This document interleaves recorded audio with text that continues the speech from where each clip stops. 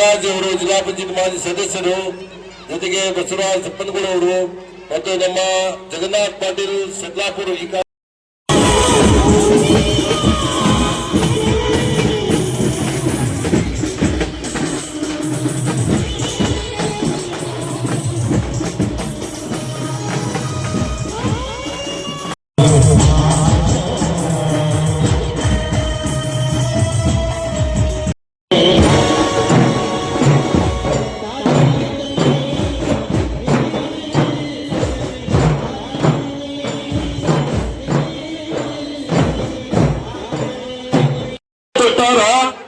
ಇವತ್ತ ಜಗದ್ಗುರು ವಾಸನಿಧಿ ಅವರಿಗೆ ಈಗ ಸನ್ಮಾನ ಮಾಡಿ ಅವರಿಗೆ ಸ್ವಾಗತ ಮಾಡಬೇಕು ಏಕಕಾಲಕ್ಕೆ.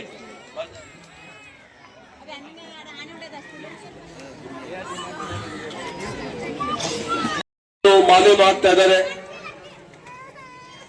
ಸ್ವಲ್ಪ ಸೈಡ್ ಕಾಣ್ಬೇಕು, ಅವ್ರು ಕಾಣ್ಬೇಕಲ್ಲ. ನೀವು ಜೋರಾದ ಚಪ್ಪಾಳೆ ಗುಂಡು ರೆಡ್ಡಿ ಅವರು. ಅವ್ರು ಮುಂದೇನು 11ಕ್ಕೆ ಬಂದ ಅಣ್ಣ ಮುಂದೆಲ್ಲ ನೋಡ್ಕೊಂಡು ಹೋದ್ರು. ಇವತ್ತ ಜಗದ್ಗುರು ಬಂದಾಗ ನಮ್ಮ ಬಸವರಾಜ್ ಸಪ್ಪನಗೌಡರು ನಮ್ಮ ಭಾಗ್ಯವಂತಿ ಮಾತಾಜಿಯವರು ಅವರಿಗೆ ಮಾಲೆಯನ್ನು ಹಾಕಿ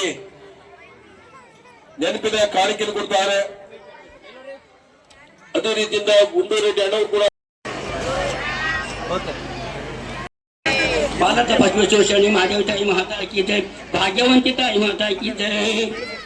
ಈಗ ನರಸೀಪುರ ಸುಕ್ಷೇತ್ರದ ಅಂಬಿಗರ ಚೌಡೆಯ ಪೀಠದ ಜಗದ್ಗುರುಗಳು ಮಾತಾಜಿಯವರಿಗೆ ಸನ್ಮಾನ, ಆಶೀರ್ವಾದ, ಜೋರಾದ ಚಪ್ಪಾಳೆ. ಹರ ಓಂ ಚೈತನ್ಯಂ ಶಾಶ್ವತಂ ಶಾಂತಂ ಹೇಮಾತೀತಂ ನಿರಂಜನಂ ನಾದಬಿಂದು ಕಲಾತೀತಂ ತಸ್ಮೈ ಶ್ರೀ ಗುರುವೇ ನಮಃ. ಜಯ ಮಂಗಲಂ ಜಯ ನಮಃ ಪಾರ್ವತೀಪತಿ ಶಿವ ಹರ ಹರ ಮಹಾದೇವ.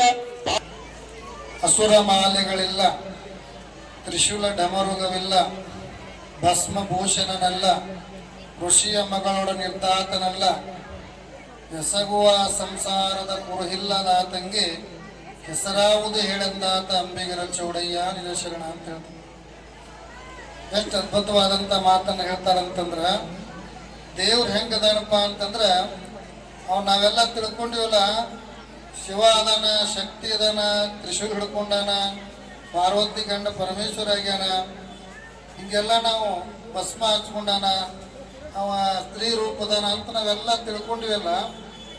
ಇದ್ರೆಲ್ಲವನ್ನು ಮೀರಿ ಅವ್ ಹೆಂಗದಾನಪ್ಪ ಅಂತಂದ್ರ ಎಸಗುವ ಸಂಸಾರದ ಕುರು ಹಿಲ್ಲದಾತ.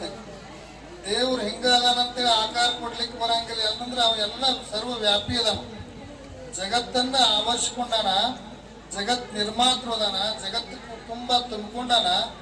ಅದು ಎಲ್ಲಿ ಕಾಣ್ತಾನಪ್ಪ ಅಂತಂದ್ರ ಅವ ಯಾರಿಗೆ ಕಾಣ್ತಾನ ಅಂತಂದ್ರ, ಯಾವ ರೂಪದಾಗ ಕಾಣ್ತಾನಂದ್ರ ಎಲ್ಲಿ ಭಕ್ತಿ ಅದಲ್ಲ ಆ ಭಕ್ತಿಗೆ ಒಲಿಯುವಂತವ ಯಾರಪ್ಪ ಅಂತಂದ್ರ ಭಗವಂತ ಅಂತಕ್ಕಂಥದ್ದು. ಆ ನಿಟ್ಟಿನಲ್ಲಿ ನಮ್ಮ ಹಿಂದಿನ ಪೂರ್ವಾಶ್ರಮದ ಹೆಸರು ನಮ್ಮ ಲಕ್ಷ್ಮಣ ಶರಣರು.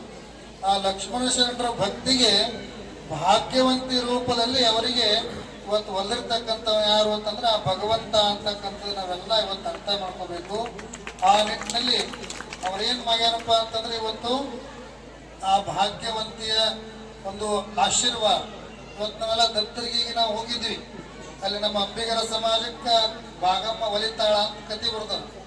ಆ ಭೀಮಾ ನದಿ ದಂಡಿ ಒಳಗ ಆ ಒಂದು ದತ್ತರಿಗೆ ಒಳಗ ನಮ್ಮ ಅಂಬಿಗರ ಸಮಾಜದೆಲ್ಲ ಪೂಜಾ ಮಾಡ್ತಾರೆ, ತಾಯಿಂದರೆ ಪೂಜಾ ಮಾಡ್ತಾರೆ. ಒಳಗೆ ಹೋದ್ ನೋಡಿದಾಗ ಬಹಳ ಸಂತೋಷ ಆಗಿತ್ತು. ತದನಂತರ ಇಲ್ಲಿ ಬಂದು ಒಳಗೆ ಬಂದು ಇಲ್ಲಿ ಏನೋ ಮಾಡಿರ್ಬೋದು, ಏನು ಇರ್ಬೋದು ಅಂತ ನನಗೊಂದು ಬಹಳ ಭಕ್ತಿಯಿಂದ ಕರೆದಿದ್ರು.